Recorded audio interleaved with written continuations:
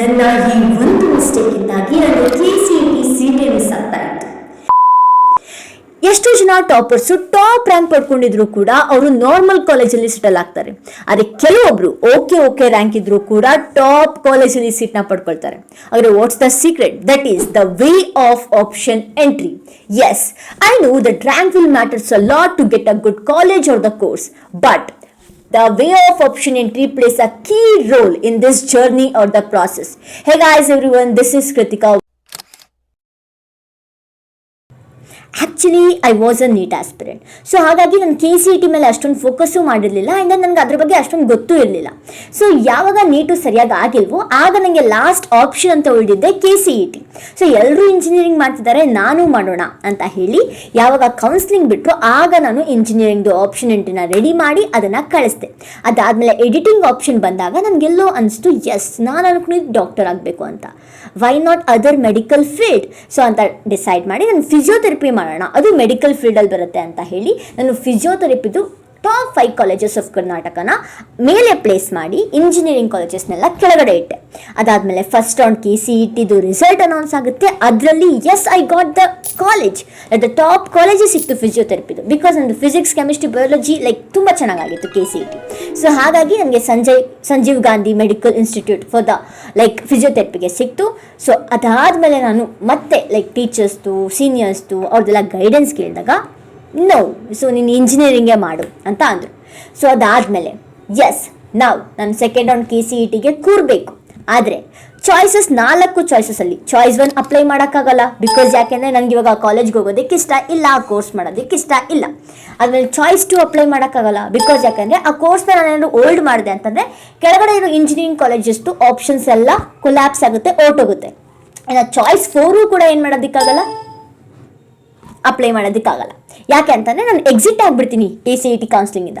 So I decided to take a risk and I did the choice 3, which was a risky choice. Because ಯಾಕೆ ಅಂತಂದರೆ ಎಷ್ಟೋ ಜನ ಸೀಟ್ಸ್ನ hold ಮಾಡ್ಕೊಂಡಿರ್ತಾರೆ, ಎಷ್ಟೋ ಜನ ಸೀಟ್ಸ್ನ ಆಲ್ರೆಡಿ ಅಕ್ಸೆಪ್ಟ್ ಮಾಡಿರ್ತಾರೆ. ನಾವು ಚಾಯ್ಸ್ 3 ಅಂತ ಅಂದರೆ ನಾವು ಯಾವುದೇ ರೀತಿ ಸೀಟ್ನೂ ಕೂಡ ಹೋಲ್ಡ್ ಮಾಡಿಲ್ಲ. ಸೊ ಅದಾದಮೇಲೆ ಏನಾಯಿತು, choice 3 I did. And second ರೌಂಡಲ್ಲಿ ಮತ್ತೆ ನಾನು ಶಫಲ್ ಮಾಡಿದೆ, ಇಂಜಿನಿಯರಿಂಗ್ ಕಾಲೇಜಸ್ನೆಲ್ಲ ಮೇಲೆ ಇಟ್ಟೆ. ಸೊ ಅದಾದಮೇಲೆ ಮತ್ತೆ ಸೆಕೆಂಡ್ ರೌಂಡ್ ರಿಸಲ್ಟ್ ಅನೌನ್ಸ್ ಆಯಿತು. ನನಗೆ ಒಂದು ಕಾಲೇಜಲ್ಲಿ ಇಂಜಿನಿಯರಿಂಗ್ ಸೀಟ್ ಸಿಕ್ತು, that electrical department, which is the toughest branch. Yes, so these are the confusing story. So ತುಂಬಾ ಕನ್ಫ್ಯೂಷನ್ಸ್ ಇಂದಾಗಿ ಏನೋ ಮಾಡೋದಕ್ಕೆ ಹೋಗಿ ಏನೋ ಆಯ್ತು. That's what. ಇನ್ನು ಸ್ವಲ್ಪ ಮಿಸ್ಟೇಕ್ ಆಗಿದ್ರು ಕೂಡ ಚಾಯ್ಸ್ 3 ಅಪ್ಲೈ ಮಾಡಿದ್ರಿಂದ ನನ್ನ ಸೀಟ್ ಕೂಡ ಹೋಗ್ತಾ ಇತ್ತು KCET ಇಂದ. ಸೊ ಹಾಗಾಗಿ this is my story. Mistakes that you should not do, which I did. Let's get started. Mistake number 1, entering the options with confusion. Yes, so ಎಷ್ಟೋ ಜನ ನೀಟ್ ಆಸ್ಪಿರೆಂಟ್ಸ್ ಆಗಿರ್ತೀರ, ನಿಮಗೆ ಬಯಾಲಜಿ ಓದಿ ನೀವು ಸಡನ್ ಶಿಫ್ಟ್ ಆಗಬೇಕು ಅಂತಂದರೆ yes, there is lot of confusions. So ಅದರಿಂದ ಆಗ್ಬೋದು. ಅಥವಾ ಎಷ್ಟೋ ಜನಕ್ಕೆ ಯಾವ ಬ್ರಾಂಚ್ ತೊಗೊಳ್ಬೇಕು, ಯಾವ ಕೋರ್ಸು ಅನ್ನೋ ತುಂಬ ಕನ್ಫ್ಯೂಷನ್ಸ್ ಇರುತ್ತೆ. ಈ ಕನ್ಫ್ಯೂಷನ್ಸಲ್ಲೇ ನೀವು ಕೊರ್ಗಿ ದೆನ್ ನೀವೇನು ಮಾಡ್ತೀರಾ, ಡೈರೆಕ್ಟಾಗಿ ಕೌನ್ಸಿಲಿಂಗ್ಗೆ ಎಂಟರ್ ಆಗಿ ಅಲ್ಲಿ ಆಪ್ಷನ್ ಎಂಟ್ರಿ ಡೈರೆಕ್ಟ್ ಮಾಡಬೇಡಿ.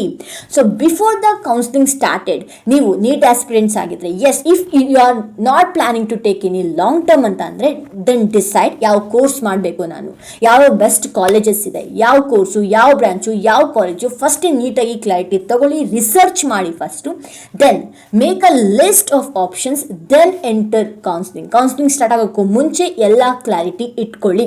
ಇಲ್ಲ ಅಂದರೆ ನನ್ನ ಕತೆ ನಿಮ್ಗಾಗುತ್ತೆ.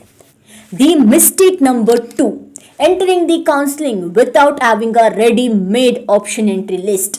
ಎಸ್, ಸೊ ಕೌನ್ಸಿಲಿಂಗು ಸ್ಟಾರ್ಟ್ ಆಗೋದಕ್ಕೂ ಮುಂಚೆನೇ ನೀವು ಒಂದು 100s ಆಫ್ ಆಪ್ಷನ್ಸ್ನ ರೆಡಿ ಮಾಡಿ ಇಟ್ಕೊಳ್ಳಿ, ಒಂದು ಬರ್ದೋ ಅಥವಾ ಪ್ರಿಂಟ್ ಮಾಡಿನೋ ಇಟ್ಕೊಳ್ಳಿ. ಬಿಕಾಸ್ ಯಾಕೆ ಅಂತಂದರೆ ಕೌನ್ಸಿಲಿಂಗ್ ಸ್ಟಾರ್ಟ್ ಆದಾಗ ತುಂಬ ಹರಿಬರಿ ಆಗುತ್ತೆ, ಆಗ ವರ್ಕ್ ಆಗಲ್ಲ.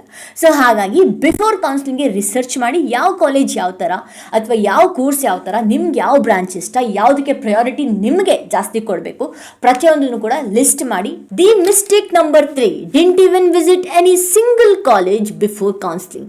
ಎಸ್, ಕೌನ್ಸಿಲಿಂಗ್ ಅಥವಾ ಆಪ್ಷನ್ ಎಂಟ್ರಿ ಸ್ಟಾರ್ಟ್ ಆಗೋಕ್ಕೂ ಮುಂಚೆ ನಿಮ್ಮ ಡ್ರೀಮ್ ಕಾಲೇಜ್ ಯಾವುದಿದೆ ಅಥವಾ ನಿಮ್ಗೆ ಯಾವ ಕಾಲೇಜ್ ಇಷ್ಟ ಆಗ್ತದೆ ಆ ಕಾಲೇಜ್ಗೆ ಹೋಗಿ ಪ್ಲೇಸ್ಮೆಂಟ್ಸು ಅಥವಾ ಕೋರ್ಸು, ಬ್ರಾಂಚ್ ಅಥವಾ ಕಾಲೇಜ್ನ ಕ್ಯಾಂಪಸ್ ಬಗ್ಗೆ, ಫೆಸ್ಟ್ ಬಗ್ಗೆ, ಪ್ರತಿಯೊಂದ್ರ ಬಗ್ಗೆ ಕೂಡ ಡೀಟೇಲ್ಸ್ನ ತಿಳ್ಕೊಳ್ಳಿ.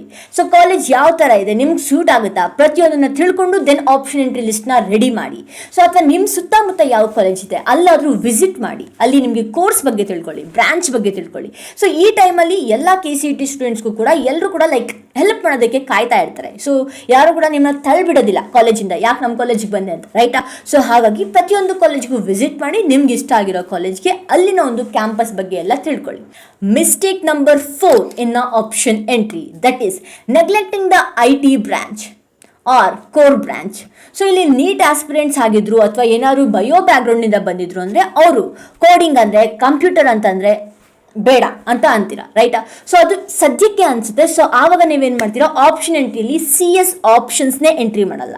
ಅಥವಾ ಯಾರಿಗೆ ಕೋಡಿಂಗ್ ಅಂದರೆ ತುಂಬ ಇಷ್ಟ ಇರುತ್ತೋ ಅವರು ನಾರ್ಮಲ್ ಕೋರ್ ಬ್ರಾಂಚಸ್ದು ಯಾವುದೇ ರೀತಿ ಆಪ್ಷನ್ಸ್ನ ಎಂಟರ್ ಮಾಡಲ್ಲ. Don't do this mistake. Because ಯಾಕೆ ಅಂತ ಅಂದರೆ ಇವಾಗ ನಿಮಗೆ ಕೋಡಿಂಗ್ ಇವಾಗ ಇಷ್ಟ ಆಗದೆ ಇರ್ಬೋದು, ಬಟ್ ಮುಂದಕ್ಕೆ ನೀವು ಯಾವಾಗ ಕಾಲೇಜ್ಗೆ ಜಾಯ್ನ್ ಆಗ್ತಿರೋ ಆಗ ಅರೆ ನಾನು ಕೋರಿಂದ ಕೋಡಿಂಗ್ಗೆ ಶಿಫ್ಟ್ ಆಗಬೇಕು ಏನೇನೋ ಮನಸ್ಸಾಗುತ್ತೆ. ಸೊ ಹಾಗಾಗಿ ಈಗಲೇ ಕೂತು ಆ ಕನ್ಫ್ಯೂಷನ್ಸ್ನೆಲ್ಲ ಕ್ಲಿಯರ್ ಮಾಡ್ಕೊಳ್ಳಿ. ಯಾವ್ಯಾವ ಕಾಲೇಜ್ಗೆ ದಿ ಟಾಪ್ ಕಾಲೇಜಸಲ್ಲಿ ಏನು ಅಂದ್ಕೊಂಡಿರ್ತೀರ ಆ ಕಾಲೇಜಸಲ್ಲಿ ಪ್ರತಿಯೊಂದು ಬ್ರಾಂಚ್ದು ಕೂಡ ನೀವು ಆಪ್ಷನ್ಸ್ನ ಎಂಟ್ರಿ ಮಾಡಿ. ಓಕೆ, ಪ್ರಯಾರಿಟಿ ನಿಮ್ಗೆ ಯಾವ್ದು ಅನಿಸುತ್ತೋ ಅದನ್ನು ಮಾಡಿ, ಬಟ್ ಪ್ರತಿಯೊಂದು ಬ್ರಾಂಚ್ನೂ ಕೂಡ ಎಂಟರ್ ಮಾಡಿ for the top colleges. So ಯಾವುದೇ ಕಾರಣಕ್ಕೂ ಕೋಡಿಂಗ್ ಅಂತ ಹೇಳಿ ನೆಗ್ಲೆಕ್ಟ್ ಮಾಡಿಬಿಡಿ, especially the bio students, because I am feeling it now. Mistake number 5, that predicting the future.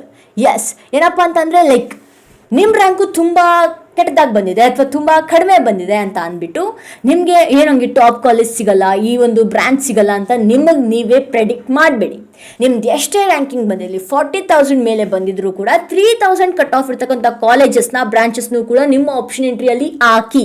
ಪ್ರತಿಯೊಂದು ಟಾಪ್ ಕಾಲೇಜಸ್ಸು ಪ್ರತಿಯೊಂದು ಟಾಪ್ ಬ್ರಾಂಚ್ನ ನಿಮ್ಮ ಒಂದು ಆಪ್ಷನ್ ಎಂಟ್ರಿ ಲಿಸ್ಟಲ್ಲಿ ಹಾಕಿ ಆ್ಯಂಡ್ ದೆನ್ ರೌಂಡ್ 3ವರೆಗೂ ಕೂಡ ಕಾಯಿ. ಸೊ ಆಗ ನಿಮ್ಗೇನಾಗುತ್ತೆ, ಒಳ್ಳೆ ಆಪ್ಷನ್ದು ನಿಮಗೆ ಸಿಕ್ಕಿದ್ರೂ ಕೂಡ ಸಿಗಬಹುದು. ಫಾರ್ ಎಕ್ಸಾಂಪಲ್ ಹೇಳಬೇಕು ಅಂತಂದರೆ ನಂದು ಇವಾಗ ಎಲೆಕ್ಟ್ರಿಕಲ್ ಸಿಕ್ಕಿದೆ, electrical and electronics at is tribal ಸಿಕ್ಕಿದೆ. ಸೊ ಅಕಸ್ಮಾತ್ ಏನಾದರೂ ನಾನು 3rd ರೌಂಡ್ವರೆಗೂ ಕಾದಿದ್ದಿದ್ರೆ ಐ ಮೈಟ್ ನನಗೆ ECE ಸಿಕ್ತಿತ್ತೇನೋ. ಸೊ ಹಾಗಾಗಿ ನಾನೇನು ಹೇಳ್ತಿದ್ದೀನಿ ಅಂತ ಅಂದರೆ ಯಾವುದೇ ಕಾರಣಕ್ಕೂ ಬೇಗ ಅರ್ಜೆಂಟಲ್ಲಿ ಡಿಸಿಷನ್ಸ್ ತೊಗೊಂಡ್ಬೇಡಿ, ವೆಯ್ಟ್ ಮಾಡಿ ರೌಂಡ್ 3ವರೆಗೂ and then top branches and colleges ಬೋತ್ನು ಕೂಡ ನೀವು ಆ್ಯಡ್ ಮಾಡಿ ನಿಮ್ಮ ಒಂದು ಆಪ್ಷನ್ ಎಂಟ್ರಿಯಲ್ಲಿ. ಈವನ್ ನಿಮ್ಮ ರ್ಯಾಂಕ್ಗೆ ಅದು ಸಿಗಲ್ಲ ಅಂದರೂ ಕೂಡ ಓಕೆ. ಸೊ ಲಕ್ ಇತ್ತು ಅಂದರೆ ಎಸ್ ಸಿಗ್ಬೋದು. The mistake number 6 that you should focus on, that is know the priority between the best college and your dreamt course.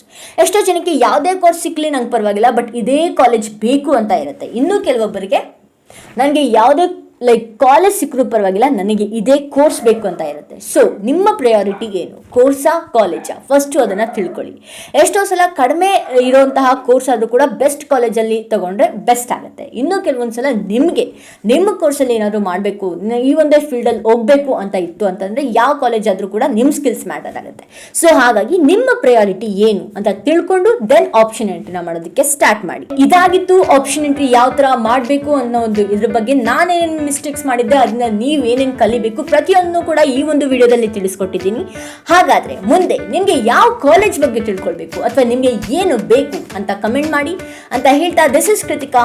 Okay, bye.